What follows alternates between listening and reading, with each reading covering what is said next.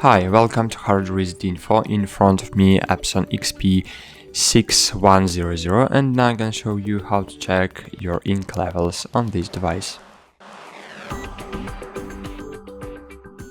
Firstly, you should open Settings, click OK, and here find the first item, Supply Status. Click on it.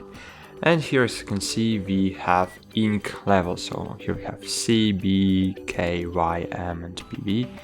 So it displays remaining ink for each color. So cyan, black for color printing, yellow, M, I forgot, but it's just simple red, and paper black, so plain black, just for black and white printing, black color. And here inside we have print supply status sheet and replace ink cartridges.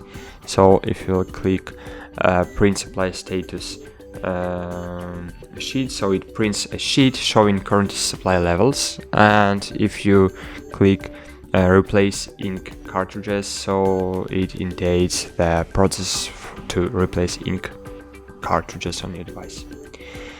And here, as you can see, we have remaining capacity of maintenance box, so it just shows the capacity left for waste ink. And that's it. Thanks for watching. Like this video, subscribe to our channel, and bye. See you.